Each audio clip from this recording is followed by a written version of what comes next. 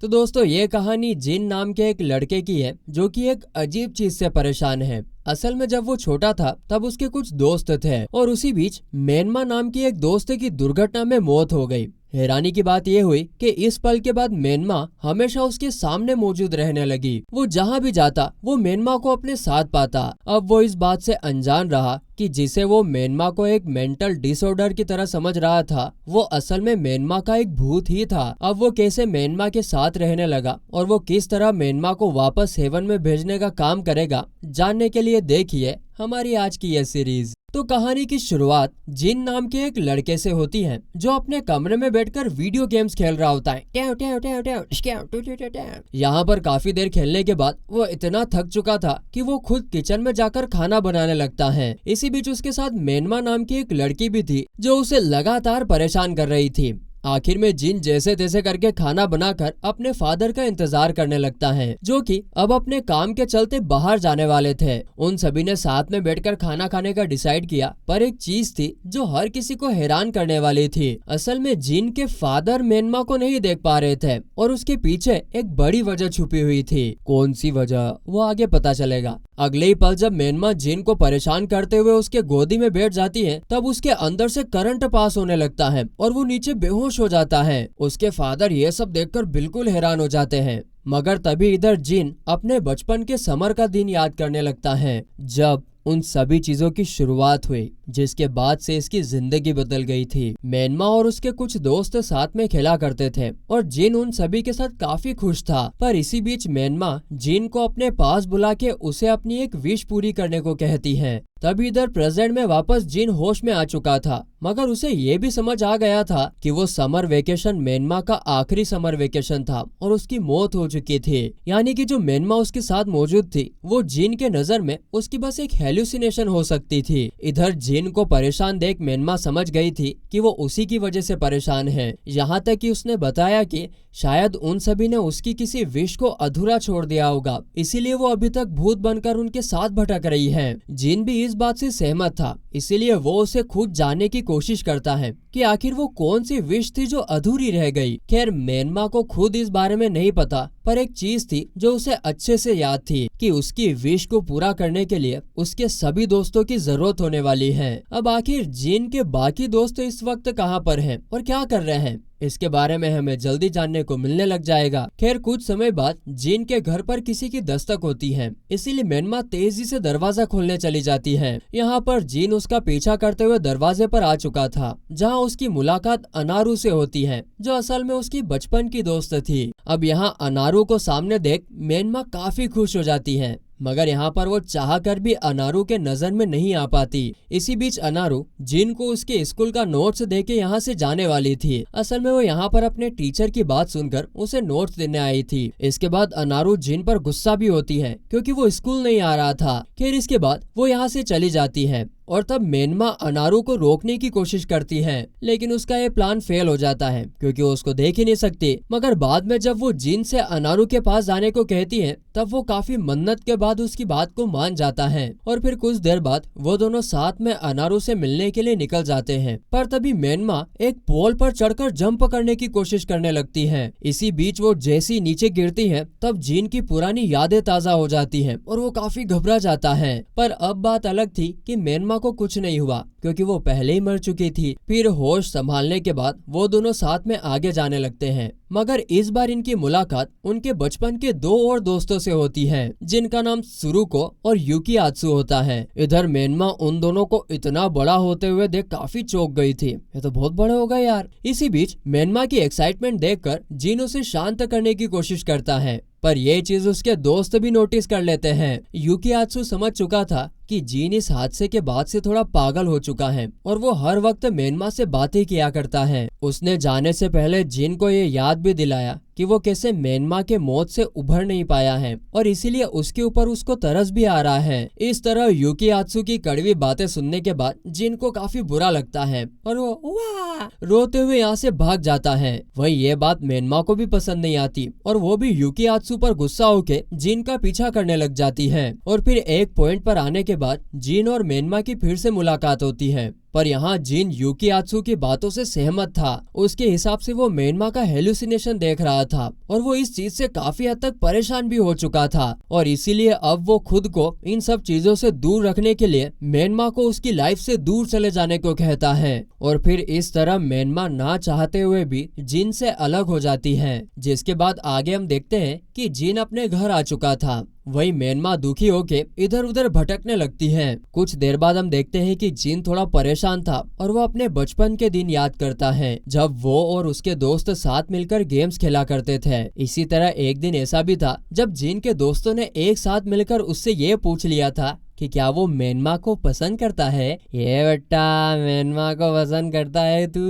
और इसी दौरान मेनमा भी उसके सामने मौजूद थी और उसे ठीक सामने देखकर वो अपने जवाब को ना में बोल देता है और फिर वो अपने दोस्तों से गुस्सा होकर अपने घर पर वापस आ जाता है। मैं जब क्लास में पढ़ता था और कोई मेरे को किसी लड़की का नाम लेके चिढ़ाता था तो मैं रो ही देता था वहाँ पे। और दोस्तों ये वही पल था जब उसने आखिरी बार मेनमा को देखा था, क्योंकि अगले ही दिन उसे अपने पिता से मालूम पड़ा कि कैसे मेनमा की एक दुर्घटना में मौत हो चुकी है। शायद जिन को मेनमा से प्यार इतना था इसीलिए वो उसकी लाइफ में हेलुसिनेशन बनकर उसका पीछा करने लगी थी। वहीं दूसरी ओर हम मेनमा के घोस्ट को देखते हैं जो भटकते हुए अपने घर पर आ चुकी थी और यहाँ पर उसका सभी परिवार मौजूद था। एक तरफ उसकी माँ थी जो अभी तक अपनी बेटी के मौत से काफी दुखी थी। उनका तो ये मानना था कि मेनमा की जब मौत हुई थी तब वो काफी छोटी थी, इसीलिए उन्हें लगता है कि मेनमा को खुद नहीं पता होगा कि उसकी मौत हो चुकी है। लेकिन इधर मेनमा इस बात से सहमत नहीं होती है क्योंकि उसे अच्छे से पता था कि कैसे उसकी मौत हो चुकी है और अब वो चाहकर भी कभी इंसान नहीं बन सकती है। और इतना सब सोचते सोचते मेनमा की आंखों में आंसू तक आ जाते हैं और ये किसी घोस्ट के लिए काफी बड़ी बात थी। वहीं दूसरी ओर जिन अभी तक इस बात पर विश्वास नहीं कर पाया था कि उसे अब मेनमा दिखना बंद हो चुकी है। वो भले ही बाहर से कठोर दिखने की कोशिश करता था पर वो अंदर ही अंदर मेनमा को काफी पसंद भी करता था और इसीलिए अगले ही पल वो उस जगह पर भागने लगता है जहां उसे उम्मीद थी कि वो मेनमा को ढूंढ सकेगा।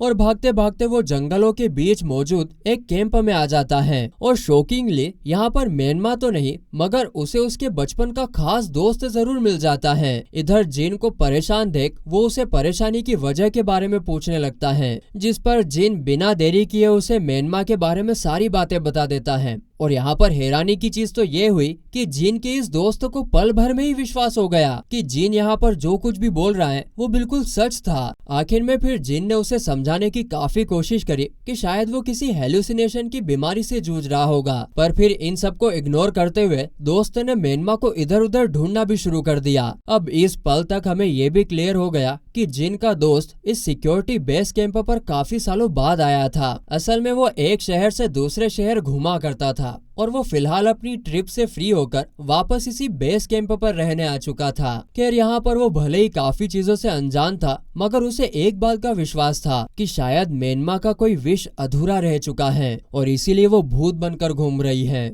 इसी दौरान हम फिर से मेनमा को देखते हैं जो अब अपने घर से बाहर आ चुकी थी और तब हम अनारू को एक रेस्टोरेंट में उसके दोस्तों के साथ देखते हैं। वो सभी साथ में मिलकर जिन का मजाक उड़ा रही थी और ऐसा इसलिए क्योंकि उन्हें पता था कि कहीं ना कहीं अनारू को जिन से अटैचमेंट है मगर वो इस चीज को कभी एक्सप्रेस नहीं कर सकी। अब यहाँ पर जब अनारू के दोस्त जिन का मजाक उड़ा रही थी तब अनारू ने कुछ नहीं किया, लेकिन वहीं उनके बगल में त्सुरू को भी मौजूद थी जो उनकी बातों को सुनकर गुस्से में यहाँ से चली जाती है। अब उसे यहाँ से जाते हुए अनारू ने देख लिया था और तब वो उसे मनाने के लिए निकल पड़ी, पर यहाँ पर त्सुरू को बिल्कुल भी शांत नहीं होती है क्योंकि उसका मानना था कि अनारू और यूकीयात्सु बिल्कुल एक जैसे थे क्योंकि वो पास्ट को बिल्कुल नहीं छोड़ पाए थे। अब जब ये बात चली रही थी तब मेनमा भी वहाँ पहुँच गई और वो उनको रोकने की कोशिश करने लगी, लेकिन इतना सब करने के बाद भी वो कुछ नहीं कर सकी और इस तरह त्सुरुको ने अनारू को कड़वी बातें बोलकर वो वहाँ से चली जाती है। इधर अनारू को रियलाइज हुआ कि कैसे वो सही में अपने पिछले कुछ पास्ट से बाहर नहीं आ सकी थी। असल में जब वो सभी छोटे थे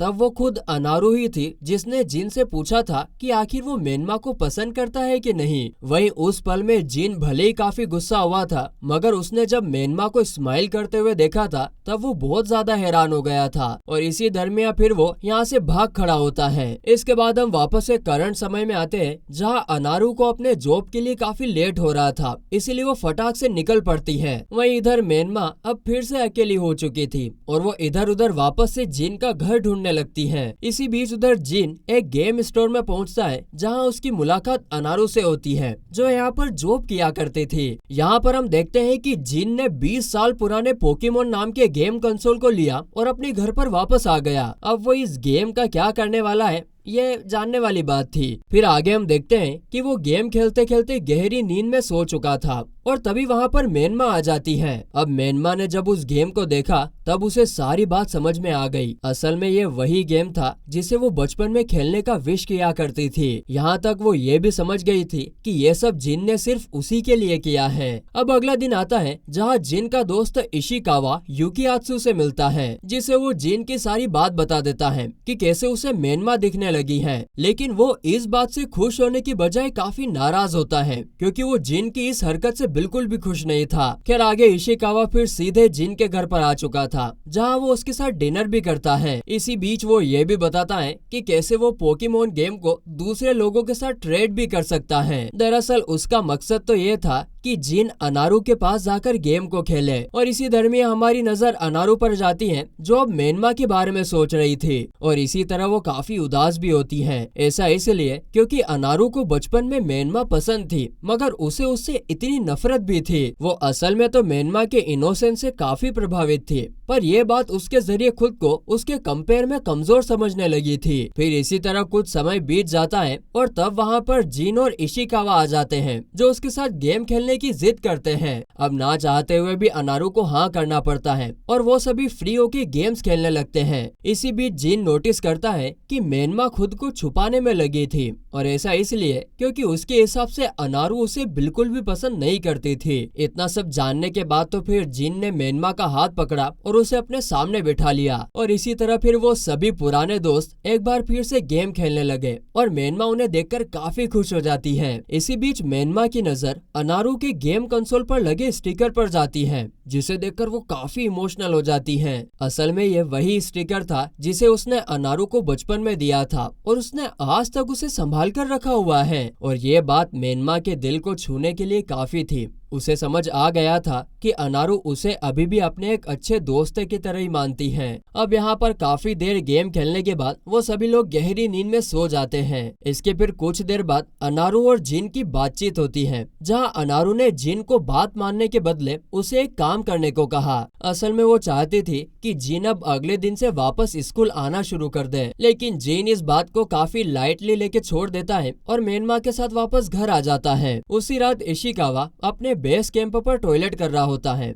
मगर तभी उसकी नजर एक अनोखी चीज पर जाती है। असल में वो मेनमा के भूत को उसके सामने से गुजरता हुआ देखकर काफी चौंक जाता है। फिर जब अगली सुबह होती है तब जिन हर बार की तरह सिर्फ यही सोच रहा था कि आखिर उसके पिताजी उसके स्कूल ना जाने पर कुछ बोलते क्यों नहीं है। हाँ यार क्यों बोलते क्यों नहीं यार, हमारे तो बेल्टों से पिटाई होती थी, साले स्कूल जा नहीं थे, तेरी टांगड़ी तोड़ दूंगा, टांगा टोरी करके ले जाते थे स्कूल। उस बेचारे को इस चीज का कोई जवाब तो नहीं मिला मगर अब वो कहीं ना कहीं स्कूल जाने का सोच रहा था। यहाँ तक मेनमा भी उसे इस चीज के लिए परेशान करने लगती है और आखिर में उसे हार मानकर स्कूल के लिए जाना पड़ता है। फिर हम देखते हैं कि वो एकदम अच्छे से तैयार होकर राजा बाबू बनकर स्कूल के लिए निकल पड़ता है मगर स्कूल के लिए निकलते ही भाई साहब को काफी गर्मी महसूस होने लगती है क्योंकि ये उसके डेली लाइफस्टाइल से काफी अलग था। देखो तो स्कूल ना जाने के नाटक देखो इसके। किसी तरह वो स्कूल के सामने तो पहुंचता है पर वापस घर जाने का मन बना चुका था, लेकिन तभी उसकी टक्कर अनारू से हो जाती है। अनारू उसे स्कूल के लिए आता देख काफी खुश भी हुई थी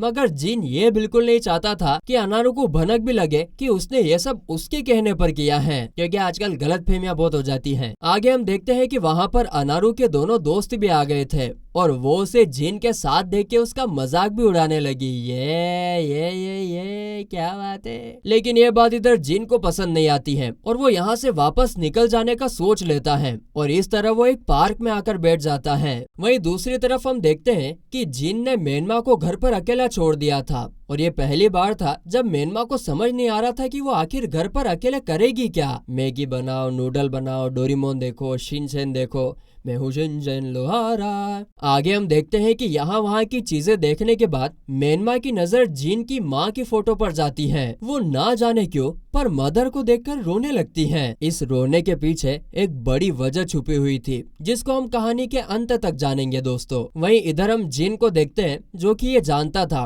कि उसने मेनमा को वादा किया है कि वो स्कूल जाकर ही रहेगा, इसलिए वो वापस घर तो नहीं जा सकता था। लेकिन अब स्कूल तो जाना नहीं उसको, ने घर भी नहीं जा सकता, इसीलिए फिर उसने अपने उसी बेस कैंप वाली जगह पर जाने का सोचा और उधर की तरफ निकल पड़ता है। और यहाँ पर अब उसकी टक्कर इशिकावा से होती है जो अभी तक इस बात से हैरान था कि उसे कुछ समय पहले मेनमा का भूत देखने को मिला था। वो ये वाली बात जीन से भी शेयर करता है जो सुनकर जीन बहुत चौंक जाता, हैरान हो जाता है। यहाँ तक कि वो तो यहाँ से सीधा अपने घर की ओर भाग जाता है ताकि वो मेनमा से जान सके कि कहीं वो घर से बाहर तो ना निकली हो। वो घर पर आते से मेनमा से इस बारे में पूछने वाला था, मगर तभी उसका ध्यान इस चीज पर जाता है कि कैसे मेनमा ने उसके लिए ढेर सारे ब्रेड क्रम्प बनाए हुए थे। असल में दोस्तों ये ब्रेड क्रम्प उसके लिए काफी खास थे क्योंकि उसके बचपन में जिन की मदर उसके और उसके सभी दोस्तों के लिए ये बनाया करती थी। और फिर जब उसकी माँ की हालत काफी खराब होने लगी तब जिन को काफी बुरा लगता था क्योंकि अब वो पहले की तरह उसके दोस्तों के लिए ब्रेड क्रम्प बनाकर नहीं दे पा रही थी। खैर यहाँ पर अब जिन उन ब्रेड क्रम्प को खुशी खुशी खाने का डिसाइड करता है, जिससे ये साफ जाहिर था कि मेनमा ने इसे बनाने में काफी कोशिश करी थी। हाँ, कोशिश तो करी थी पर वो पूरी तरीके से इसमें सफल तो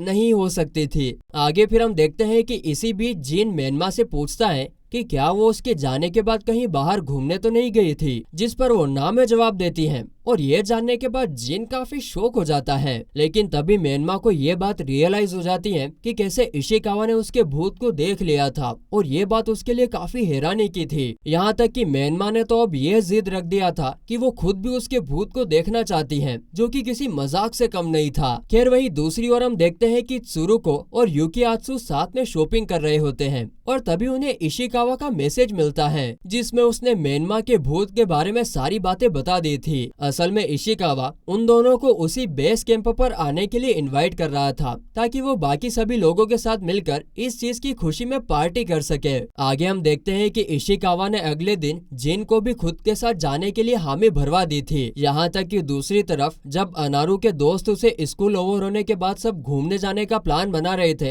तब उसने उन्हें साफ साफ मना कर दिया क्योंकि उसे भी इशिकावा का इनविटेशन मिल चुका था। और इस तरह फिर शाम के समय हो गया था जहां जिन की नजर अनारू पर जाती है जो कि उसी बेस कैंप पर यानी कि उसकी तरफ जा रही होती है। अब यहाँ पर मेनमा जिन को अनारू के साथ जाने को कहने वाली थी मगर जिन इस बात से इग्नोर कर देता है और वो कुछ दूर चलने के बाद नीचे गिर जाता है। अब अनारू ने जिन को गिरते हुए देख लिया था तो वो कहती है, हुई एक छोरो तो नीचे पड़ी गयो, मने घणो मजो आयो।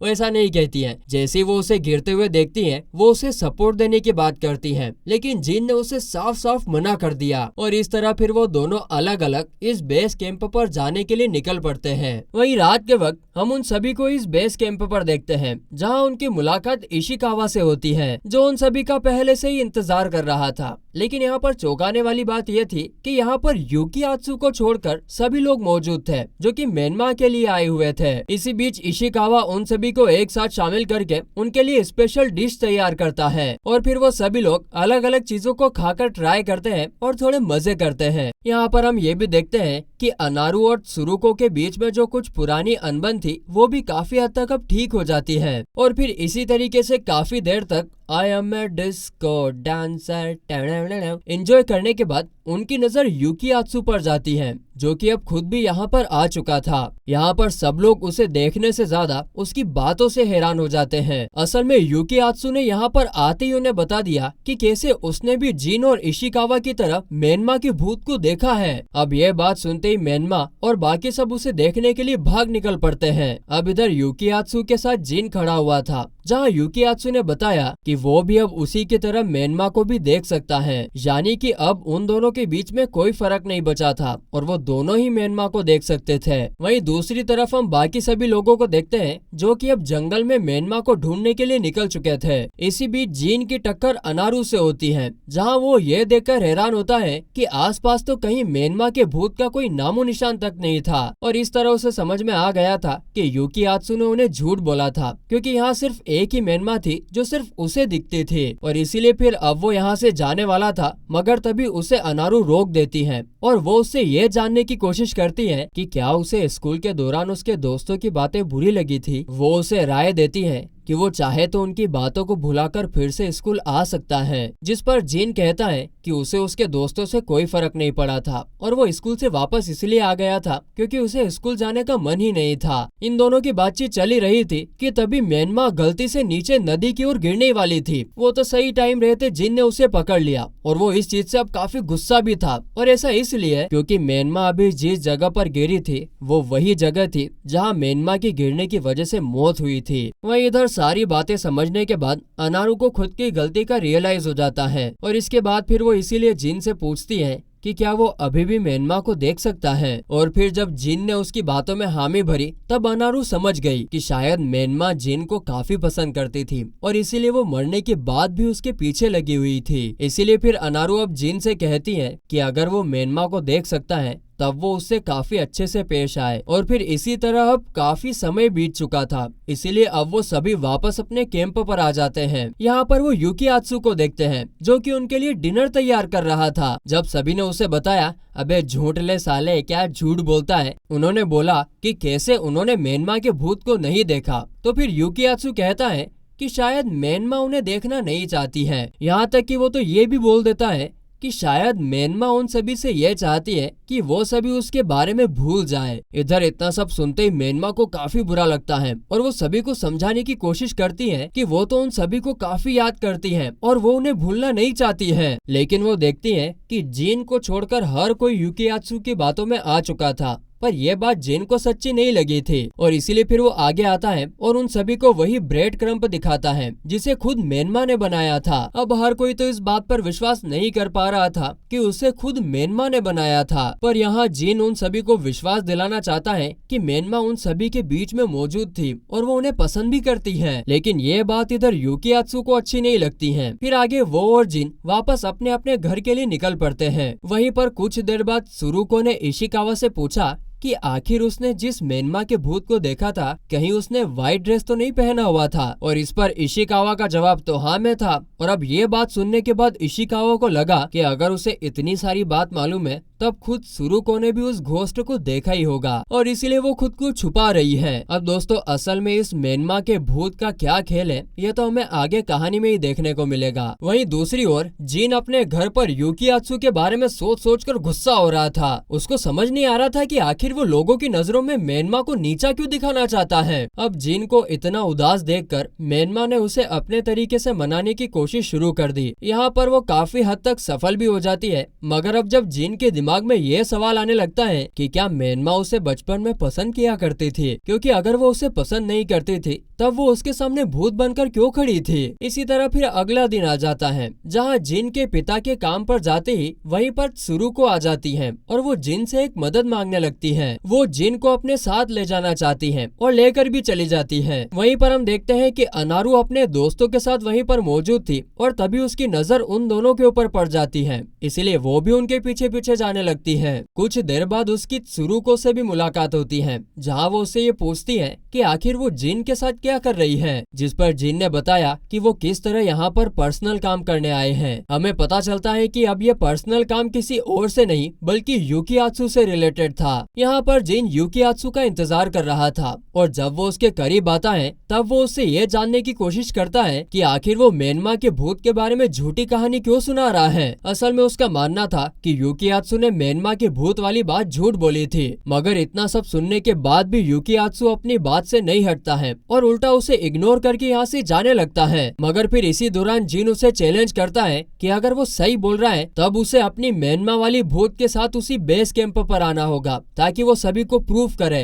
लेकिन यहाँ पर यूकीयात्सु उसे एक बार फिर से इग्नोर करके यहाँ से चला जाता है। आगे हम देखते हैं कि जिन और बाकी सब उसी बेस कैंप पर आ चुके थे जहाँ वो यूकीयात्सु का इंतजार कर रहे थे। लेकिन वो बात अलग थी कि उन्हें इस पल तक समझ में आ गया था कि अब यूकीयात्सु यहाँ पर आने वाला है नहीं। इसी बीच फिर आगे अब वो आपस में म्यांमा को लेकर ही बातें करने लगते हैं, जहाँ इस दौरान इशिकावा ने बताया कि कैसे उसे अब लगने लगा है कि यूकियात्सु ने जो कुछ भी कहा था वो बिल्कुल झूठ था, और वो ऐसा इसलिए बोल रहा था क्योंकि उसके हिसाब से जब मेनमा उन सभी लोगों को एक साथ देखेगी तब वो काफी खुश होगी, ना कि दुखी। और ये बात ऑब्वियसली पूरी तरीके से सही भी थी, और ये जानने के बाद तो मेनमा यूकियात्सु पर खुशी से जंप कर देती है। फिर आगे जब इशिकावा कुछ देर के लिए बाहर निकल जाता है तब जिन और बाकी लड़के आपस में बातें करने लगती हैं, और इस पल तक मेनमा के फेक भूत के बारे में भी बातें शुरू होने लगी थी। मगर तभी वहाँ पर इशिकावा आ जाता है और वो सभी को जल्दी से बाहर जाने को कहता है। असल में उसने उन सभी को बताया कि कैसे मेनमा का भूत बाहर ही मौजूद था। इधर जिन तो इस बात से हैरान था कि मेनमा खुद भी इस चीज को लेकर आश्चर्यचकित नजर आ रही थी। इसके बाद फिर जब वो सभी लोग बाहर आते हैं तब उनकी नजर जंगल के बीचों बीच मौजूद मेनमा के भूत पर पड़ती है। अब हर कोई इस चीज को देखकर हैरान था सिवाय त्सुरुको के, इसीलिए फिर हर कोई जंगल में मेनमा को ढूंढने निकल पड़ा था। मगर इसी बीच त्सुरुको बिना कोई देरी किए यूकियात्सु को बाहर आने को कह देती है। असल में उसे तो पूरा विश्वास था कि इस भूत के पीछे यूकियात्सु ही मौजूद था, और इसीलिए वो अगले ही पल यूकियात्सु को बाहर आने का कहती है। आगे हम देखते हैं कि वो मेनमा का भूत खुद को छुपाते हुए यहाँ वहाँ भागने लगता है और एक पेड़ से टकराकर वो जमीन पर गिर जाता है। इतने में जीन और बाकी सभी लोग भी उस जगह पर पहुँच जाते हैं जहाँ मेनमा का भूत मौजूद था, और हम देखते हैं कि त्सुरुको का शक सही साबित हो चुका था, और ऐसा इसलिए क्योंकि वो भूत खुद यूकियात्सु ही था। सब लोग बहुत ज्यादा हैरान थे, और फिर जीन काफी हैरानी के साथ यूकियात्सु से यह जानने की कोशिश करता है कि आखिर वो ये सब क्यों कर रहा है। लेकिन यहाँ पर यूकियात्सु उसे उसके जवाब को सही तरीके से नहीं दे पाता है, बल्कि वो उल्टा उस पर गुस्सा होने लगता है। फिर जब उन दोनों की बहस काफी बढ़ने लगती है तब वहाँ पर बाकी लोग इंटरफेयर करने की कोशिश करते हैं, मगर तभी त्सुरुको उन्हें ऐसा करने से रोक देती है। असल में यूकियात्सु के दिल में एक गहरी बात छुपी हुई थी जिसकी वजह से वो ये सब कर रहा था। वहीं दूसरी ओर यूकियात्सु जिन को बोलता है कि कैसे वो मेनमा की मौत के लिए जिम्मेदार है, और इसीलिए अगर उसके मरने के बाद किसी को मेनमा का भूत दिखना चाहिए तब वो खुद यूकियात्सु होना चाहिए था, ना कि जिन। अब ये सुनकर कहीं ना कहीं जिन भी उसकी फीलिंग को समझने लगा था, और तभी मेनमा ने जिन को बताया कि वो कैसे उसको अपनी मौत का जिम्मेदार बिल्कुल नहीं मानती है। तो फिर ये सब सुनकर जब जिन ने यूकियात्सु को बताया कि कैसे मेनमा उसे ये सब कहना चाहती है तब तो वो और भी गुस्सा हो गया। अब उसके भयंकर बढ़ते हुए गुस्से को देखकर मेनमा ने जिन को एक ऐसी बात बताई जो सिर्फ यूकियात्सु को ही मालूम हो सकती थी। यहाँ जिन ने उसे बताया कि कैसे मेनमा उसे उसके हेयर पिन के लिए शुक्रिया कहना चाहती है। बस इतनी बात सुनते ही यूकियात्सु एकदम शांत हो जाता है और वो यहाँ से वापस घर आ जाता है। और इसके बाद फिर हम देखते हैं कि हर कोई वापस अपने घर के लिए भी निकल पड़ता है। वहीं यूकियात्सु उदास होकर अपने बचपन को याद करने लगता है, जहाँ पर वो ये याद करता है कि कैसे जिन के गुस्सा होने के बाद मेनमा उसे मनाने के लिए उसका पीछा करने लगी थी, और इसी बीच यूकियात्सु मेनमा का पीछा करके उसको रोक देता है। और उस पल वो मेनमा को बताता है कि वो कैसे जिन के पीछे भागकर अपना टाइम वेस्ट कर रही है, क्योंकि वो उसे बिल्कुल नहीं चाहता है, बल्कि मैं तुम्हें चाहता हूँ। एक तरह से वो मेनमा को प्रपोज कर चुका था, मगर मेनमा ने भी बिना देरी किए उसे एक स्माइल के साथ रिजेक्ट कर दिया। और इसी टाइम पर यूकियात्सु ने मेनमा को प्रपोज करते वक्त एक हेयर पिन भी रखा हुआ था, जिसे उसने रिजेक्ट होने के बाद काफी दूर फेंक दिया था। अब करंट समय में यूकियात्सु उसी हेयर पिन को देख रहा था जहाँ उसके पास उस पिन का जोड़ी मौजूद था। वहीं दूसरी ओर हम त्सुरुको को देखते हैं, जिसने अपने पास उसी हेयर पिन को संभाल कर रखा हुआ था जिसे यूकियात्सु ने फेंक दिया था। यानी कि त्सुरुको कहीं ना कहीं यूकियात्सु के इस हेयर पिन को अपने दिल से संभाल कर रखना चाहती थी। यहाँ पर सीन शिफ्ट होता है और दूसरी तरफ हम जिन को देखते हैं, जो कि अब मेनमा के लिए शॉपिंग करने निकल पड़ता है ताकि वो उसे कुछ भी खाने की चीजें गिफ्ट करके खुश कर सके। और इस तरह वो वापस घर आने के बाद मेनमा के लिए कई सारी ढेर सारी चीजें लेकर आ जाता है। इसके बाद अगले दिन हम देखते हैं कि अनारू अपने स्कूल में थी, जहां उसकी दोस्त उसे इस बात से गुस्सा थी कि वो उन्हें पहले की तरह टाइम नहीं दे रही थी, और इसी चीज को सही करने के लिए उन्होंने अनारू को उनके साथ कराओके पर चलने के लिए पूछा। और फिर अब ना चाहते हुए भी अनारू को इस चीज के लिए हाँ करना पड़ा और वो इस चीज के लिए तैयार हो गई। इधर यूकियात्सु और त्सुरुको साथ में घर जा रहे होते हैं, जहाँ उन दोनों के बीच में कुछ खास बातें हो नहीं रही थी, जिससे साफ जाहिर था कि त्सुरुको और यूकियात्सु के बीच में कुछ खास चल नहीं रहा है। इसी बीच बीच यूकियात्सु की नजर अनारू के ऊपर जाती है, जो अपने दोस्तों के साथ जा रही होती है। अब यहाँ पर अनारू उन दोस्तों के साथ एक क्लब में आती है, जहाँ पर पहले से ही कुछ लड़के मौजूद थे। वो सभी साथ में एंजॉय करने लगते हैं, मगर तभी एक लड़का अनारू को उसके साथ घर जाने की बात कहता है और भोली भाली अनारू उसके बातों में आ भी जाती है, मगर वो लड़का उसे घर छोड़ने की बजाय लव होटल में ले आता है। अब यह सब कुछ अनारू को बिल्कुल ठीक नहीं लगता और वो इस चीज के लिए मना भी करती है। तो आखिर में वो लड़का गुस्से में आकर उसके साथ जबरदस्ती करने लगता है और उसे अंदर ले जाने की कोशिश करता है। तो इतने में फिर वहाँ पर यूकियात्सु आ जाता है और वो उस लड़के की बदतमीजी देखकर उसे यहाँ से भगा देता है। उसके बाद वो अनारू को अपने साथ सेफली घर ले जाने लगता है। वो दोनों थोड़े टाइम बाद ट्रेन में सवार होते हैं और तब उन दोनों के बीच में बातचीत शुरू होती है। इधर अनारू ने पहले ही क्लियर कर दिया था कि वो उस लड़के के साथ सहमति से नहीं, बल्कि वो तो जबरन उसको अपने साथ ले जा रहा था। अब इस तरह की बातें सुनने के बाद यूकियात्सु ने साफ साफ अनारू से उसके साथ डेट पर जाने के लिए पूछ लिया। लड़के ना एक नंबर के पागल होते, लड़के से कैसे बातचीत करनी क्या करना कुछ पता ही नहीं होती। अब ऐसे एकदम बोलेगा तो वो मना ही करेगी, उल्टा उसको ये लगेगा कि मेरे पे चांस मारने के लिए मेरे को बचाया। और होता यही है, अनारू ने बिना देरी किए उसे मना कर दिया और ऐसा इसलिए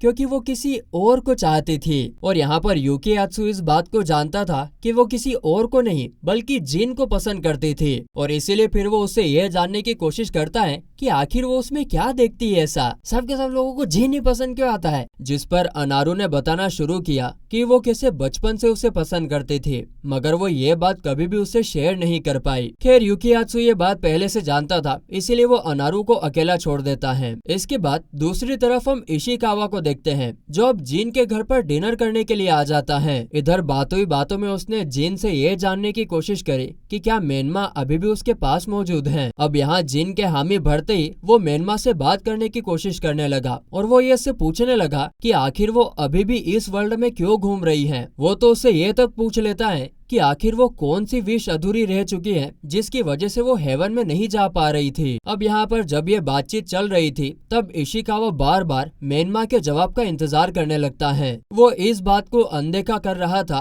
कि वो जिस मेनमा से बात कर रहा है वो असल में मर चुकी है और इसीलिए वो चाह कर भी उसकी बातों का जवाब नहीं दे सकती और इसीलिए मेनमा को ये बात काफी दिल तक छू जाती है और वो फूट फूट कर रोने लगती है। उसे इस बात का दुख था कि वो चाह कर भी अपने बाकी दोस्तों से बात नहीं कर सकती थी। आखिर में मेनमा को फिर इतना परेशान देख जिन ने इशिकावा को शांत होने को कह दिया और फिर वो खुद ही इस सोच में पड़ गया कि आखिर वो मेनमा के साथ कुछ गलत तो नहीं कर रहा। उसे अब ये बात परेशान करने लगी थी कि कहीं वो मेनमा की विश को अनदेखा करके उसके साथ कुछ गलत तो नहीं कर रहा था। खैर अब अगले दिन जिन इसी बारे में सोचकर बड़ा परेशान हो रहा था और उसे कुछ भी समझ नहीं आ रहा था। इसी दौरान वो ये भी याद करता है कि कैसे मेनमा उसके स्कूल जाने से काफी खुश हुई थी और इसीलिए अब वो एक बार फिर से स्कूल जाने का सोच लेता है। इसके बाद हम अगले दिन देखते हैं कि वो पूरी तरीके से साला मैं तो साहब बन गया टोपी पहन के कैसा एकदम तैयार होकर स्कूल के लिए निकल जाता है। वहीं मेनमा को एक बार फिर से घर पर अकेला रहना पड़ता है, जहाँ एक पिछली बार की तरह वो बहुत बोर होने लगती हैं। जिसके बाद वो जिन की मदर के पास आ जाती हैं और उनके लिए प्रे करने लगती हैं। इस बार तो मेनमा जिन की माँ से एक सवाल भी पूछती हैं। असल में वो ये जानना चाहती थी कि आखिर ऊपर की जिंदगी किस तरह की है। वहीं दूसरी ओर हम जिन को उसके स्कूल में देखते हैं, जहाँ उसकी नजर अनारू पर जाती है, जो अपने स्कूल टीचर के साथ प्रिंसिपल ऑफिस में जा रही थी। उसे तो इस बात की बिल्कुल भी खबर नहीं थी कि आखिर अनारू के साथ क्या हुआ, मगर जब उसके अगल बगल के लोगों की उसने बात सुनी तब उसके कान खड़े हो गए। उसे उन सभी से मालूम पड़ा कि कैसे अनारू को कुछ लोगों ने लवर होटल में जाते हुए देख लिया था और इसीलिए तो उसे प्रिंसिपल ऑफिस में बुलाया गया है। अब आगे जिन अपनी क्लास में बैठा हुआ था और तब तक अनारू भी वापस आ चुकी थी, पर इस पल तक क्लास का हर बच्चा उसके बारे में अनाप शनाप बोल रहा था। एक पॉइंट तो ऐसा आ जाता है जहां अनारू के लिए यह सब काफी ज्यादा हो रहा था और इसीलिए वो चुपके से जिन की मदद भी मांगती है और जिन उसकी मदद के लिए राजी हो जाता है और वो क्लास के बीच में खड़ा होकर सभी को बताने लगता है कि तुम सब लोग कितने गिर चुके हो, क्योंकि वो अनारू की पूरी सच्चाई जाने बिना ही उसके बारे में गलत सलत बोल रहे हैं। वो सभी को समझा रहा था कि बिना सच्चाई जाने अनारू को इस तरह गलत ठहराना ये बिल्कुल गलत बात है। यूकियात्सु ने सवाल पूछा था नहीं कि जिन में ऐसा क्या है जो उसको पसंद करती है, जिन में ये है। भले वो उससे प्यार नहीं करता लेकिन उसके लिए खड़ा हुआ। हम देखते हैं कि जिन के ऐसा करने से सभी लोग अनारू के बारे में बोलना बंद कर देते हैं और फिर अनारू जिन का हाथ पकड़कर उसे यहाँ से बाहर ले जाती है। हम देखते हैं कि वो जिन से काफी खुश थी क्योंकि उसने उसकी काफी बड़ी मदद करी थी। उसी के साथ उसने जिन को बताया कि कैसे सभी लोग उसके बारे में गलत सोच रहे हैं क्योंकि वो सच में खुद की मर्जी से लव होटल नहीं जा रही थी। अब इतना सब बताने के बाद वो दोनों अपने बेस कैंप पर चले जाते हैं जहां अनारू ने ठान लिया था कि वो अगले कुछ दिनों तक यहीं पर रहने वाली है। और ऐसा इसलिए क्योंकि उस हादसे के बाद अनारू के माता पिता उससे काफी गुस्सा थे। इसके बाद जब जिन और इशिकावा अकेले में होते हैं तब वो इस बारे में डिस्कस करते हैं कि वो किस तरह मेनमा के विश को ढूंढकर उसे फुलफिल कर सकते हैं ताकि वो अपनी दुनिया में वापस जा सके। अब ये बात कहीं ना कहीं जिन को थोड़ी हिट करती है क्योंकि उसे भी लगने लगता है कि उसे मेनमा की विश को पूरा करना चाहिए। इसी दौरान हम कुछ लड़कियों को भी देखते हैं जो त्सुरुको पर गुस्सा हो रही थी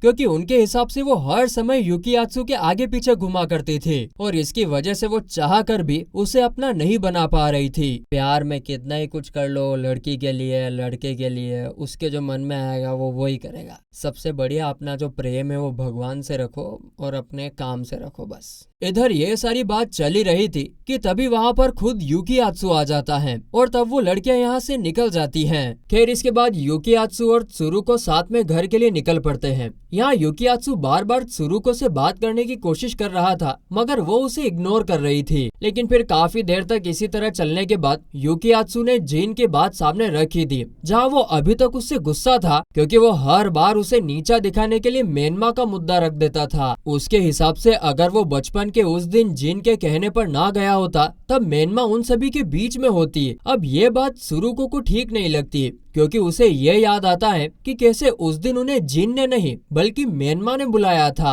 और उसने उन सभी को किसी सीक्रेट को शेयर करने के लिए बुलाया था जो आज तक अधूरी रह गई है। खैर इसी दरमियान हम फिर से जिन और बाकी दोनों को देखते हैं जो साथ में मौजूद थे और तभी जिन को ख्याल आता है कि उन्हें शायद मेनमा के घर जाना चाहिए और वो सभी ठीक यही करते हैं। वो सभी अगले ही पल उसके घर पहुंच जाते हैं जहां मेनमा की माँ आज तक अपनी बेटी की मौत से दुखी थी पर वो काफी हद तक अब इस चीज को भूल जाना चाहती थी। खैर फिर जिन के कहने पर वो उन सभी को मेनमा के कुछ खास चीजों को देने के लिए तैयार हो जाती है। कुछ देर बाद वो सभी मेनमा की उन चीजों को लेकर यहाँ से चले जाते हैं और तब जिन घर भी आ जाता है। लेकिन वो इस दौरान बस यही सोचे जा रहा था कि अगर वो मेनमा के विश को फुलफिल कर देता है तो फिर वो मेनमा को अपनी लाइफ से खो देगा। कहीं ना कहीं उसके ये बात दिल पर गहरा असर कर रही थी और वो इस चीज के लिए पूरी तरीके से तैयार नहीं था। आगे फिर वो जैसे ही घर पर आता है तब मेनमा उसे देख के वेलकम करती है। वहीं मेनमा के हाथ से डिनर करने के दौरान जिन ने उसे बताया कि वो किस तरह उसके मदर से मिलने पहुंचा था। अब इधर जिन भाई साहब को तो लगा था कि वो उसकी इस बात से काफी खुश होती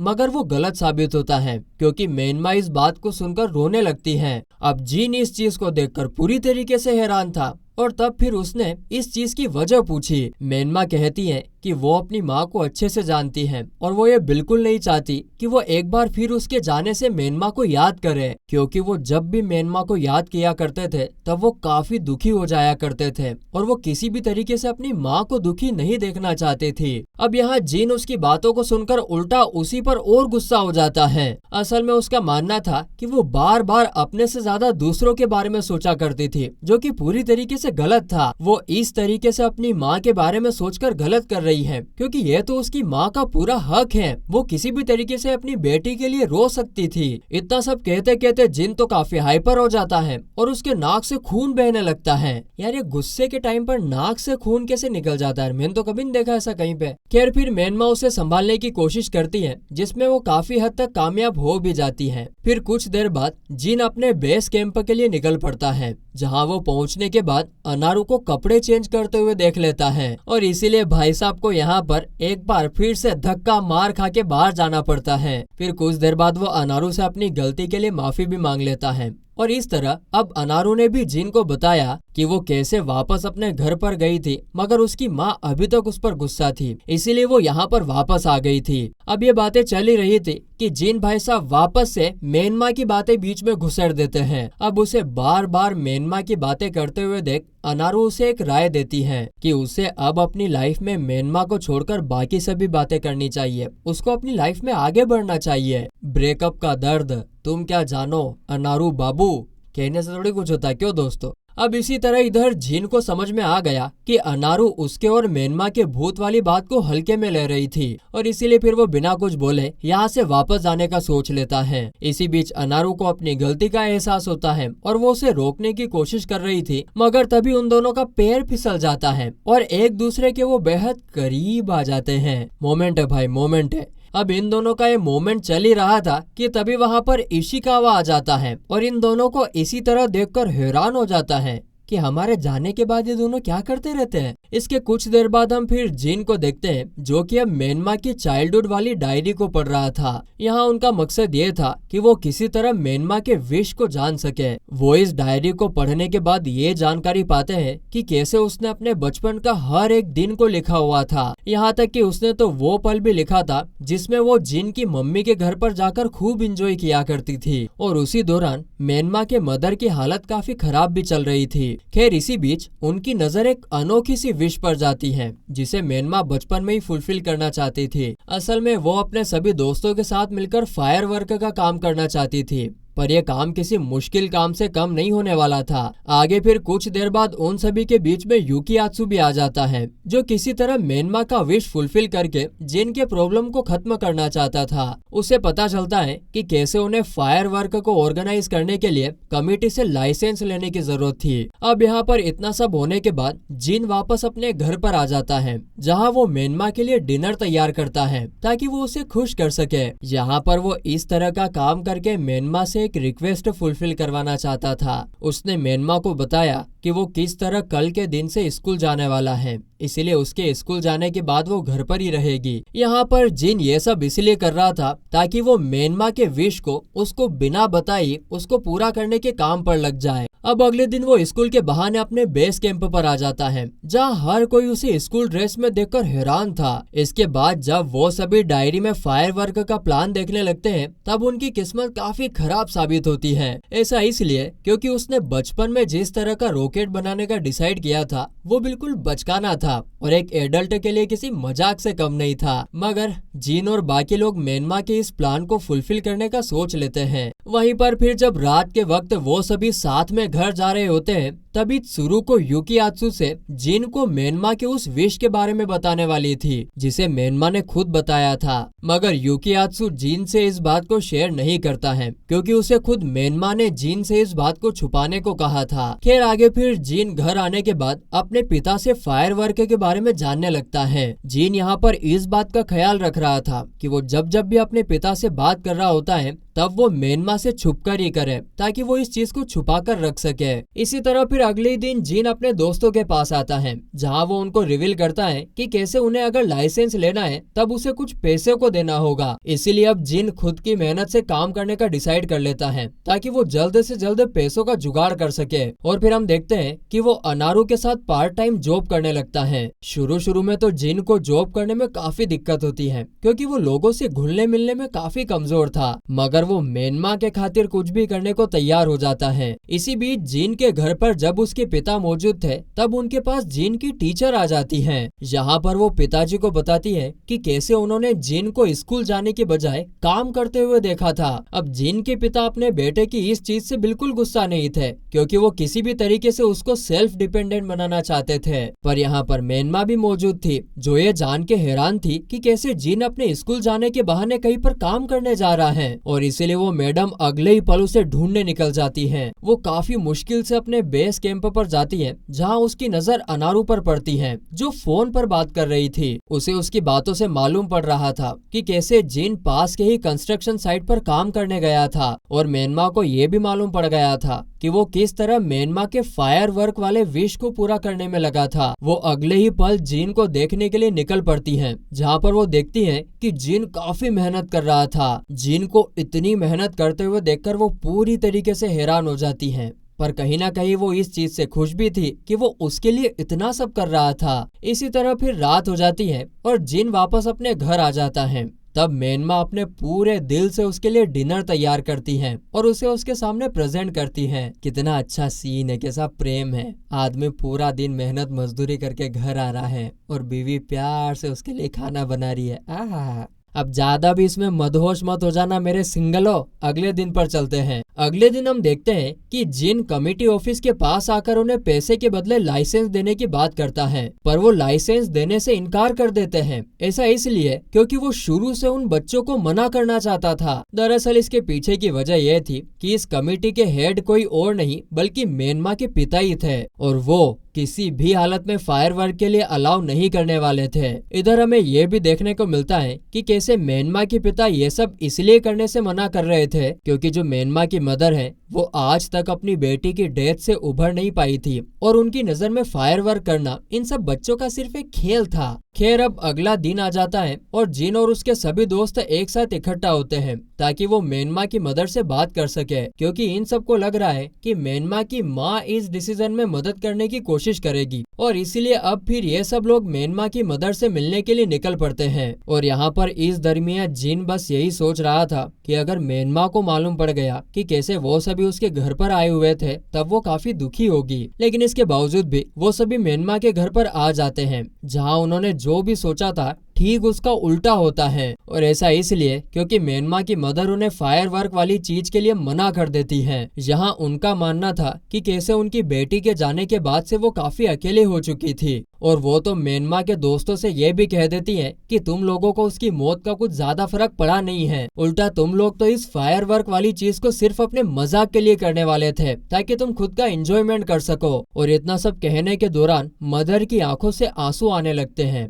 और तब उन सभी को रियलाइज होता है कि वो लोग इस तरह की बातें करके मदर की फीलिंग से खेल रहे थे। इसीलिए फिर जब वहाँ पर मेनमा का भाई आता है तब वो सभी यहाँ से चले जाते हैं। और इस पल के बाद यूकीयात्सु ने सभी को राय दी कि अब उन्हें मेनमा के बारे में भूलकर अपनी लाइफ में आगे जाना चाहिए। और इधर हर कोई उसकी इस बात से सहमत नजर आ रहा था, मगर जिन ने तो ये ठान लिया था कि चाहे कुछ भी हो जाए मगर वो किसी भी तरीके से मेनमा की विश को फुलफिल करेगा। यहाँ तक कि वो तो खुद अकेले ही दिन रात मेहनत करने का सोच लेता है और वो सिर्फ ऐसा बोलता नहीं है, करता भी है। एक पॉइंट तो ऐसा भी आ जाता है जहाँ अनारू उसे इतना मेहनत करता देख उसे कुछ दिनों के लिए आराम करने के लिए कहती है, पर यहाँ जिन तो जिद पर अड़ा हुआ था और तब फिर अनारू ने ऐसा कुछ किया जिसका जिन ने बिल्कुल भी नहीं सोचा था। यहाँ पर अनारू रिवील करती है कि कैसे जब बचपन में जिन ने मेनमा की प्यार वाली बात पर मना कर दिया तब उसको तो काफी खुशी हुई थी। असल में अनारू काफी पहले से ही उससे प्यार करने लगी थी,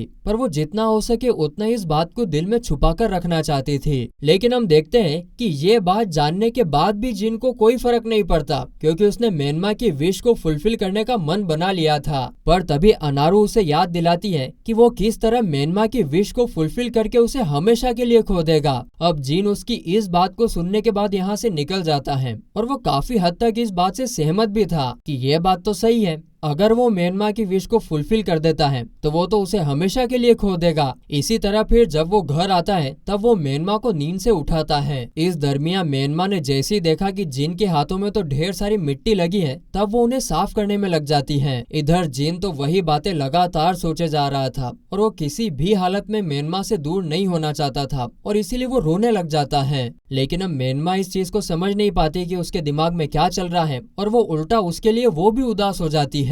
वहीं जब अगली सुबह होती है तब जिन ने एक बार फिर से मन बना लिया था क्योंकि वो मेनमा को सिर्फ इसीलिए तो देख पा रहा था क्योंकि उसे मेनमा की किसी विश को पूरा करना था और इसीलिए वो उसकी इस विश को पूरा करने का डिसाइड कर लेता है। फिर कुछ देर बाद जिन अपने फादर के साथ अपनी मदर के फ्यूनरल पर जाता है जहाँ वो इसी दरमियान रियलाइज करता है कि कैसे मेनमा की मदर अपनी बेटी के गम में पूरी तरीके से डूब चुकी है। यहाँ तक कि विश जैसी बातों को सामने रखने से वो सिर्फ उन्हें नुकसान पहुंचा रहा था। इसके बाद अगले दिन हम देखते हैं कि मेनमा जिन की तलाश में बाहर घूम रही होती है और तभी उसकी नजर इशिकावा पर जाती है जो कि जिन की ही तरह एक पार्ट टाइम जॉब कर रहा था ताकि वो जिन को उसकी विश को पूरा करने में मदद कर सके। इधर इशिकावा का मोटिव जानने के बाद मेनमा को समझ आ गया कि आखिर कैसे उसकी माँ ने क्या किया था। खैर अब वो वापस से जिन को ढूंढने के लिए निकल पड़ती है। वहीं दूसरी तरफ जिन जब पार्ट टाइम जॉब कर रहा होता है तब उसकी मुलाकात मेनमा के भाई से होती है, जो यहाँ पर जिन से ही कुछ बात करने आया था। इसी बीच दूसरी तरफ त्सुरुको युकियात्सु को कॉल करती है और उसे ये बताने की कोशिश करती है कि कैसे उसे जिन के घर से एक अनजान कॉल आई थी। अब यहाँ इन दोनों के लिए हैरानी की बात यह थी कि उनके हिसाब से जिन तो अपने काम पर गया हुआ था और उन्हें जिन के घर से कोई कॉल कर ही नहीं सकता है, और इसीलिए अब एक तरह से उन्हें ये लगने लगा कि शायद ये कॉल उन्हें मेनमा ने किया था। और जब युकियात्सु इस बारे में सोच रहा था कि तभी उसे भी वही कॉल आ जाती है। वहीं इस तरफ जिन मेनमा के भाई के साथ बात कर रहा था और यहाँ वो अपनी माँ की गलतियों के लिए जिन से माफी मांगता है। इसी के साथ उसने जिन को यह भी बताया कि कैसे वो बचपन में अपनी बहन के साथ बेस कैंप पर जाने की जिद करता था, मगर मेनमा ने उसे साफ साफ मना कर दिया था और उसे घर पर रहकर परिवार की देखभाल करने को कहा था। खैर यहाँ पर बातचीत खत्म होने के बाद जिन वापस से बेस कैंप पर पहुँच जाता है, जहाँ वो पहले से युकियात्सु और त्सुरुको को मौजूद देखकर बहुत हैरान हो जाता है। यहाँ पर वो दोनों सारी बातें जिन को बता देते हैं और जिन को समझ आ गया कि शायद इन सब में मेनमा का ही हाथ था। अब यहाँ पर मेनमा का नाम सुनते ही युकियात्सु को काफी गुस्सा आ जाता है और वो जिन से फाइट तक करने का सोच लेता है। देखते ही देखते ये बहस काफी बढ़ चुकी थी और हर कोई जिन पर गुस्सा कर रहा था, क्योंकि वो हर बार अपने आप को सही साबित करने के लिए मेनमा का ही नाम ले रहा था। अब जिन भले ही सच कह रहा था, मगर उन सभी को बिल्कुल विश्वास नहीं हो रहा था। तो फिर आगे हम देखते हैं कि इतने में वहाँ पर खुद मेनमा भी आ जाती हैं, जो उन्हें इस तरह लड़ते देख काफी दुखी हो जाती हैं। आखिर में फिर मेनमा अपनी डायरी के पास जाती है और वो उसमें कुछ लिखने के बाद उसे नीचे गिरा देती है। अब वहाँ पर मौजूद सारे लोग हैरान हो जाते हैं, क्योंकि वहाँ पर कोई हवा तो चल नहीं रही थी जो उस डायरी को नीचे गिरा सके। इसीलिए जब अगले ही पल वो उस डायरी को चेक करते हैं, तब वो सभी ये देखकर हैरान होते हैं कि कैसे मेनमा ने उसके अंदर उन सभी को फाइट करने से मना कर रही थी। आगे युकियात्सु जब डायरी में लिखे हुए हैंड राइटिंग को चेक करता है, तब वो भी पूरी तरीके से हैरान हो गया। अब ये वही पल था जब हर किसी को विश्वास हो गया कि अब तक जिन जो कुछ भी बोल रहा था वो झूठ नहीं था, वो सही में मेनमा से ही बात कर रहा था। इस तरह फिर कुछ देर बाद हम वापस से मेनमा को देखते हैं, जो अब सभी के लिए अपने हाथों से ब्रेड क्रम्ब बनाकर उन्हें खिलाने वाली थी। इधर हर कोई इस चीज को देखकर हैरान था, मगर उन्हें इस पल तक ये तो विश्वास हो चुका था कि वो सही में मेनमा के भूत से ही बात कर रहे हैं। आगे हम देखते हैं कि अब युकियात्सु भी मेनमा से बात करना चाहता था, मगर हर बार मेनमा का जवाब खुद जिन दे रहा होता है, जिससे युकियात्सु काफी गुस्सा हो जाता है। आखिर में वो मेनमा को खुद उससे बात करने को कहता है, जहाँ मेनमा उसकी बातों को मानने के बाद एक पेज पर कुछ लिखने की कोशिश भी करती है, पर वो इस चीज में कामयाब नहीं हो पाती है। असल में वो सिर्फ अपनी उन्हीं डायरी में लिख सकती है और उसके जरिए लोगों से बात कर सकती है। खैर यहाँ पर फिर कुछ देर बाद सभी लोग वापस से अपने घर जाने लगते हैं और इसी बीच अनारू काफी भावुक हो जाती है। असल में उसका मानना था कि मेनमा ने उन्हें अपने बचपन की गलतियों के लिए माफ कर दिया है, वरना वो उन लोगों के सामने भूत बनकर नहीं आती। मगर यहाँ त्सुरुको ने उसके दिल को तोड़ते हुए बताया कि उसने जो बचपन में किया था उसके लिए मेनमा उसे कभी माफ नहीं कर सकती। यहाँ तक वो उसके नजर में सिर्फ इसीलिए भूत बनकर आई थी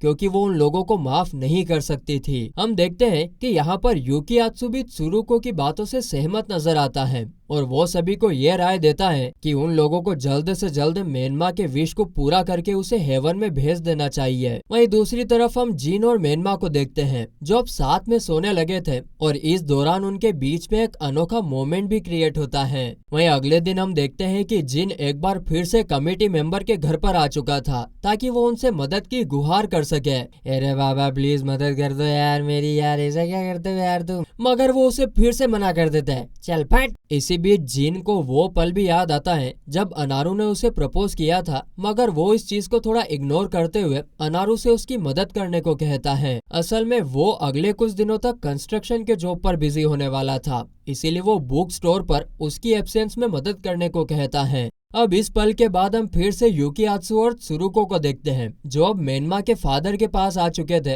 ताकि वो उन्हें परमिशन देने के लिए मना सके। मगर यहाँ पर हैरानी की बात यह थी कि वो उनके इस परमिशन को मना कर देते हैं, जिस पर युकियात्सु अपने घुटनों के बल बैठ जाता है और उन्हें रिवील करता है कि कैसे वो मेनमा को पसंद करता था और अगर वो मेनमा की विश को फुलफिल नहीं करता है तब वो खुद को कभी माफ नहीं कर सकेगा। हम देखते हैं कि यहाँ पर मेनमा के फादर काफी हद तक उसके इस जज्बात से भावुक हो जाते हैं। वहीं अगले ही पल जीन और बाकी सब लोग परमिशन पाने के बाद कमिटी मेंबर के घर आकर फायर क्रैकर की तैयारी करने लग जाते हैं। यहाँ पर अनारू देखती है कि कैसे जिन मेनमा के मौजूद होने से उसे पूरी तरीके से भूल चुका है। उसे समझ आ चुका था कि वो चाहकर भी जिन को अपना नहीं बना सकती, क्योंकि वो अपने पूरे दिल से मेनमा को पसंद करता था। खैर इसके बाद अनारू के पास यूकीयात्सु आ जाता है और वो रिवील करता है कि कैसे वो जिन पर खुद गिव अप करके अपनी कमजोरी को दिखा रही है। वो उसे राय देता है कि अगर वो जिन को पसंद करती है तब उसे मेनमा को हेवन में भेजना होगा। यहाँ पर यूकीयात्सु उससे ये भी कहता है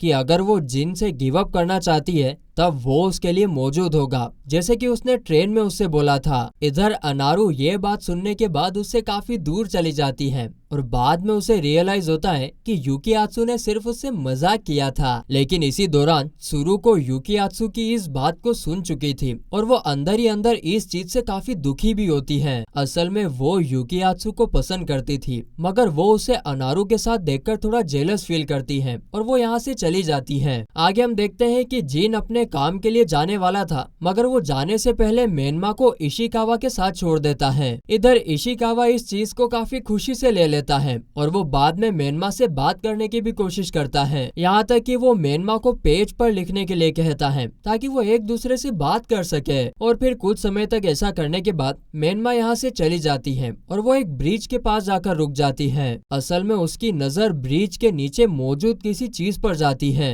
वहीं दूसरी ओर जिन भी अपना काम करके घर आ चुका था, मगर वो मेनमा को गायब देखकर पूरी तरीके से हैरान हो जाता है और इसीलिए वो अगले ही पल फटाक से मेनमा को ढूंढने के लिए निकल जाता है। काफी देर तक ढूंढने के बाद वो उसी ब्रिज के पास आ चुका था जहाँ उसे मेनमा की आवाज सुनाई देती है। वहाँ जाकर जब उसने पुल के नीचे देखा तब वो मेनमा को देखकर हैरान हो गया और वो फटाक से उसके पास जाने लगता है। हम देखते हैं कि यहाँ पर वो एक पल के लिए नीचे की ओर गिरने लगा और ये देखकर मेनमा काफी परेशान हो गई। यहाँ तक कि वो जिन को डांटने भी लगी कि क्या तुम बिल्कुल पागल हो गए हो क्या, देख के नहीं चल सकते क्या, मैं तुम्हें खुद की तरह इस तरीके से मरते हुए नहीं देख सकती। यहाँ मेनमा ये भी रिवील करती है कि कैसे उसने नदी के अंदर एक बड़े से फिश को देखा था और इसीलिए वो उस फिश को ढूंढने के लिए निकल जाती है। पर तभी हम देखते हैं कि जिन के पुराने जख्म हरे हो जाते हैं, इसीलिए वो उसे ऐसा करने से मना कर देता है और खुद उस पानी में चला जाता है। इसके बाद अगला दिन आ चुका था जहाँ मेनमा हर दिन की तरह जिन की मदर से प्रे करती है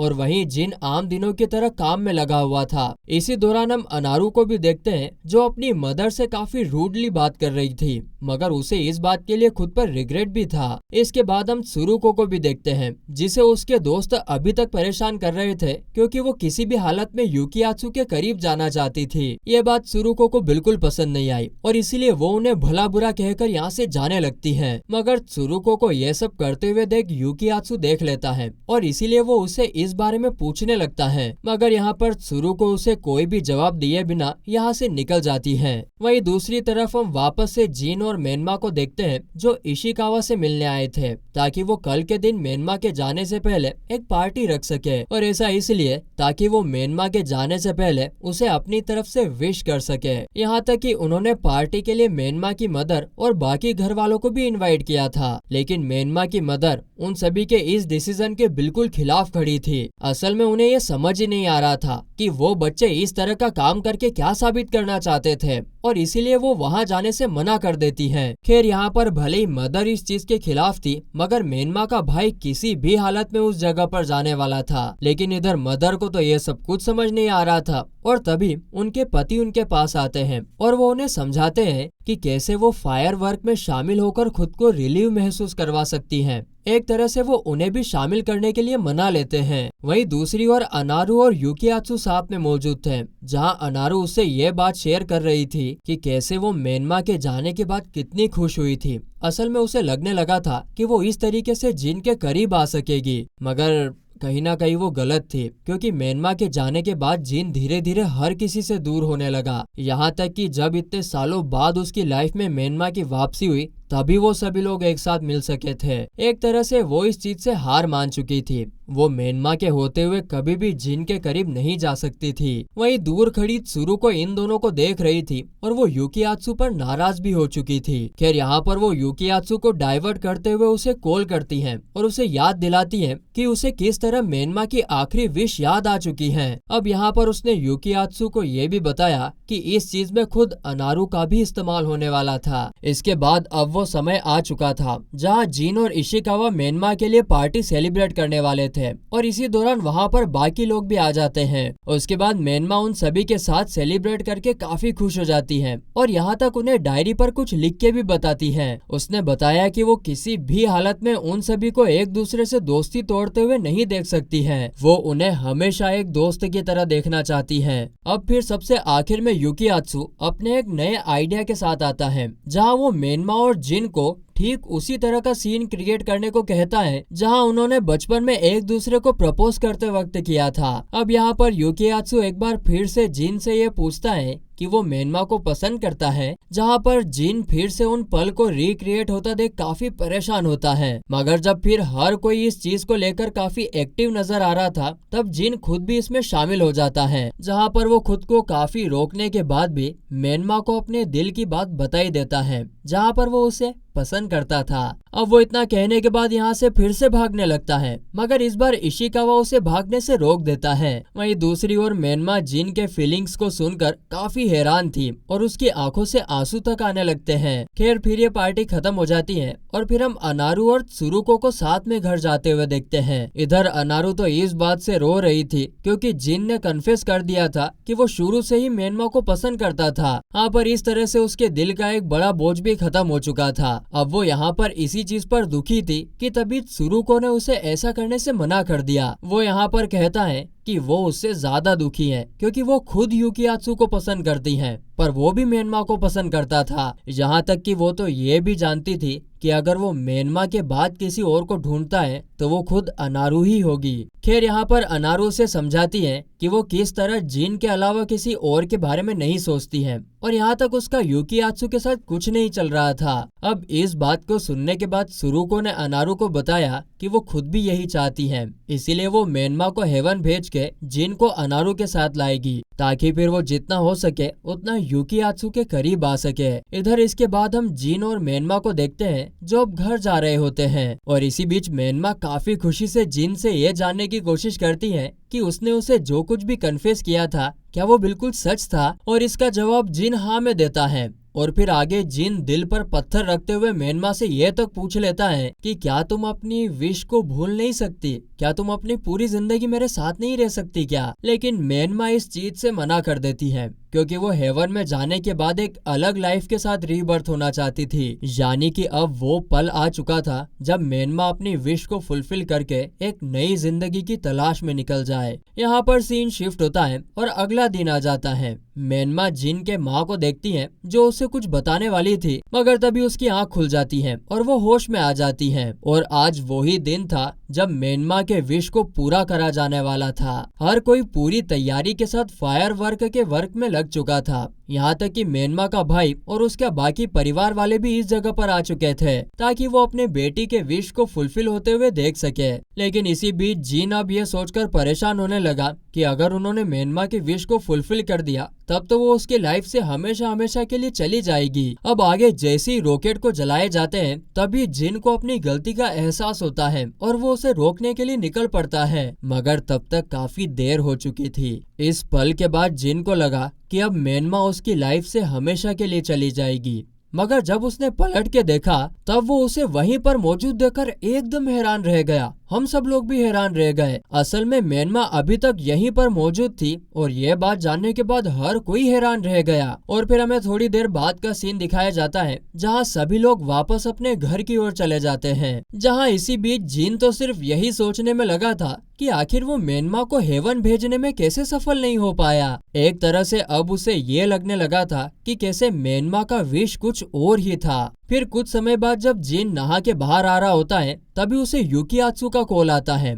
और वो अगले ही पल उसे बिना मेनमा के आने के लिए कह देता है। असल में यहाँ पर सभी दोस्त एक साथ इकट्ठा हुए थे और वो इस बारे में डिस्कस कर रहे थे कि आखिर उन्होंने किस तरीके से मेनमा के विश को जानने में गलती कर दी। वहीं इधर अनारू इस बात पर रोने लगती है कि उसने मेनमा के बारे में काफी कुछ गलत सोचा था, यहाँ तक कि वो इतनी गलत थी कि वो उसे सिर्फ इसीलिए हेवन भेजना चाहती थी ताकि वो जिन के करीब आ सके। अब उसे इस तरीके से कन्फेस करता हुआ देख यूकियात्सु ने भी बताया कि वो भी किसी दूध का धुलावा नहीं है, क्योंकि वो शुरू से ही जिन से नफरत करता था और ऐसा इसलिए क्योंकि वो सिर्फ इकलौता आदमी था जिसे मेनमा दिखाई देती थी, बल्कि वो तो उससे ज्यादा मेनमा को प्यार करता था। वहाँ पर यह सारी बातें चलने के कारण हर कोई इमोशनल हो जाता है और इसी बीच हम फिर से मेनमा को देखते हैं जो अब धीरे धीरे यह महसूस करने लगी थी कि अब वो इस दुनिया से गायब होते जा रही है। वहीं दूसरी ओर तो दोस्तों के बीच में अभी तक बहस चल रही थी और अब खुद सुरु को आगे आते हुए एक ऐसी चीज रिवील करती है जिससे हर कोई हैरान हो जाता है। उसने बताया कि कैसे बचपन में यूकियात्सु ने मेनमा को हासिल करने के लिए प्रपोजल वाली बात जिन से पूछी थी ताकि वो उनका रिएक्शन देख सके।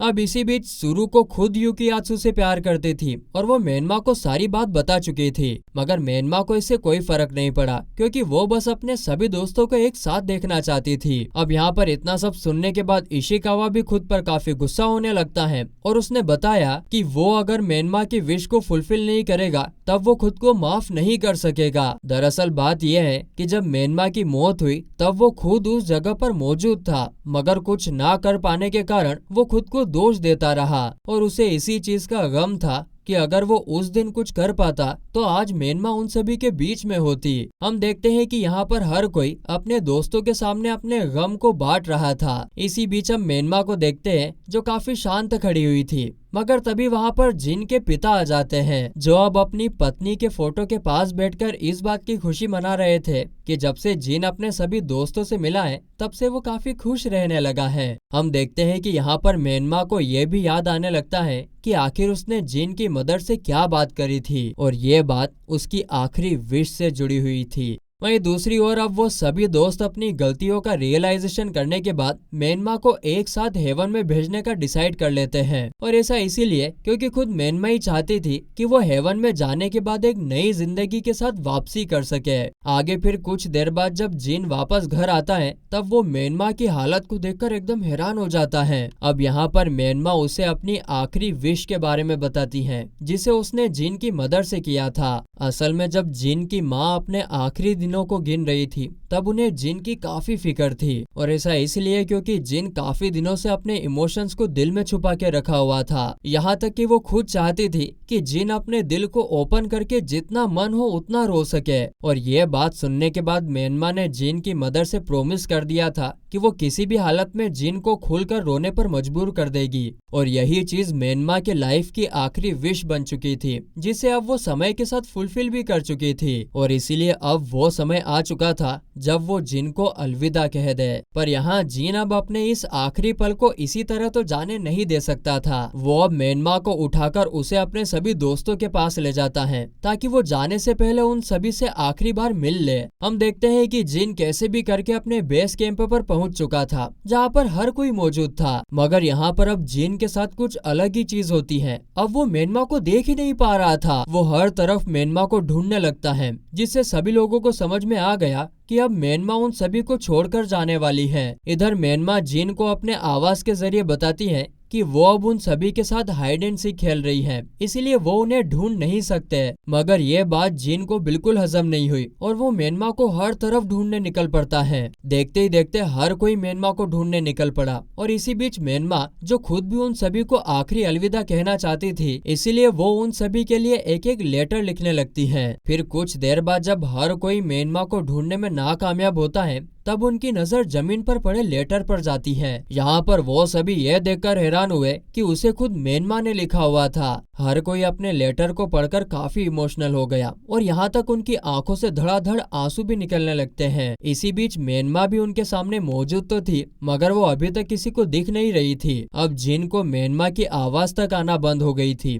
इसीलिए वो उसे जोर जोर से बुलाने की कोशिश करता है। असल में वो चाहता था कि वो उन सभी को आखिरी बार जरूर दिखे, क्योंकि इस तरह उसका गायब होना किसी को भी अच्छा नहीं लगने वाला था। और इसीलिए अब जिन तो उसे जोर जोर से पुकारने लगता है और देखते ही देखते उसके बाकी दोस्त भी मेनमा को पुकारने लगे। और तभी एक करिश्मा हुआ जहाँ उन सभी को मेनमा की आवाज सुनाने लगती है। यहाँ तक कि अब मेनमा को वो अपने आखिरी पलों में देख भी सकते थे और हर किसी के खुशी का कोई ठिकाना ही नहीं रहता है। और इस दरमियान मेनमा ने गायब होने से पहले जिन को आखिरी बार उसे कन्फेस करने को कहा, जहाँ जिन उसे सिर्फ कुछ पलों तक देखते ही रह गया क्योंकि उसे कुछ भी समझ नहीं आ रहा था कि ये क्या हो रहा है। अब उसे इस तरीके से एकदम शांत और सुन्न खड़ा हुआ देख फिर बाकी सभी ने मेनमा को अपनी तरफ से शुक्रिया कहा। और इस तरह फिर आखिरी में जब जिन की बारी आती है तो वो अपने दिल की बात को सामने रख देता है। और फिर आखिर में मेनमा ने गायब होने से पहले सभी को उसकी मदद करने के लिए शुक्रिया कहती है और साथ में जिन को खुद भी कन्फेस कर देती है। इसी के साथ मेनमा अब धीरे धीरे गायब हो जाती है और उसके गायब होने से पहले उसके चेहरे पर एक स्माइल मौजूद थी जो हमेशा उसके चेहरे पर बनी रहती थी। और उसके बाद ये वाला गाना चलता है, यार मिलते हैं प्यार मिलते हैं हमको यारो नसीब से, एक दूजे की आदतें बनते दिल को छूते करीब से, हर हंसी पे आंसुओं पे देते जो पहरा, एक दिन क्यों चले हैं जाते छोड़ के तन्हा, ये दोस्ती मिलती नसीब से, ये दोस्ती मिलती नसीब से। यहाँ पर सीन शिफ्ट होता है और अब इस पल के बाद जिन आम लाइफ की तरह अब स्कूल जाना भी उसने शुरू कर दिया है और अपनी लाइफ को खुशी खुशी जीने लगा है। वहीं अनारू की उसके साथ नजदीकियां भी बढ़ने लगी है और त्सुरुको और यूकीआत्सु भी एक दूसरे के करीब आने लगे हैं। और इसी हैप्पी एंडिंग के साथ ये सीजन ये सीरीज यहीं पर खत्म होती है।